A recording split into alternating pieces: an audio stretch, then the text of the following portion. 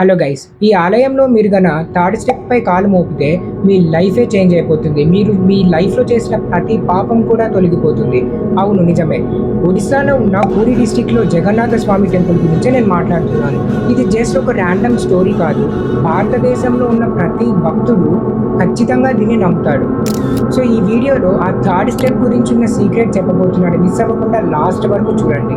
ఇక్కడ శ్రీకృష్ణుడు జగన్నాథుడి రూపంలో దర్శనమిస్తాడు. అతని అన్నయ్య బలరాముడు అలాగే తన చెల్లి సుభద్రతో కలిసి పెద్ద పెద్ద కళ్ళతో చెక్కతో చేసిన విగ్రహాల రూపంలో ఉంటారు. వాళ్ళకి చేతులు కానీ కాళ్ళు కానీ ఇలా ఏమీ ఉండవు. మిగతా అన్ని టెంపుల్స్ కి ఈ టెంపుల్ కి చాలా డిఫరెన్స్ గా ఉంటుంది. ఈ టెంపుల్ లోకి వెళ్ళడానికి 22 పవిత్రమైన స్టెప్స్ ఉంటాయి. ఆ 22 పవిత్రమైన స్టెప్స్ లో థర్డ్ స్టెప్, దాని పేరు యమశీల, అంటే యముడు నివాసం ఉండే ప్రదేశం అని చెప్పబడుతుంది. అన్ని స్టెప్స్ కి భిన్నంగా ఉంటుంది. ఆ స్టెప్ కలర్ కూడా బ్లాక్ కలర్ గా ఉంటుంది. అసలు ఇది ఎందుకు బ్లాక్ కలర్ లో ఉంది, మిగతా వాటిలాగానే ఎందుకు లేదు అనే విషయం తెలుసుకోవడానికి ముందు మనం ఒక స్టోరీని తెలుసుకోవాలి. యమధర్మరాజు జగన్నాథ స్వామి దగ్గరికి బాధతో వెళ్తాడు.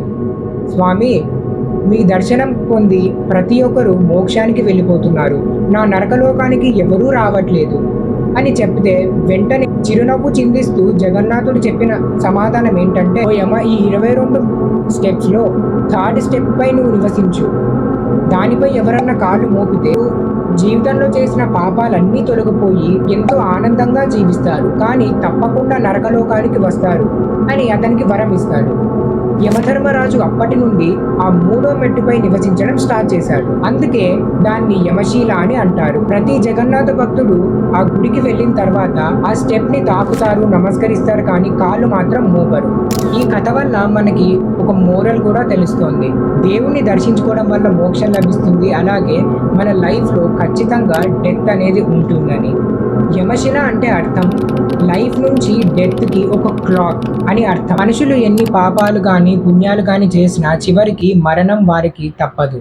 అంతేకాకుండా ఈ జగన్నాథ్ స్వామి టెంపుల్ ఒక సీక్రెట్స్ ఆఫ్ ఛాంబర్స్ లాంటిది. ఎందుకంటే టెంపుల్ పైన ఎగురుతున్న జెండా కూడా గాలికి ఆపోజిట్ డైరెక్షన్ లో ఎగురుతుంది. దీన్ని ఎంతో మంది సైంటిస్ట్ కూడా ప్రూవ్ చేయలేకపోయారు. అలాగే అక్కడ పెట్టే మహాప్రసాదం ఎంతమంది భక్తులు వచ్చినప్పటికీ ఎప్పుడూ సరిపోకుండా లేదు.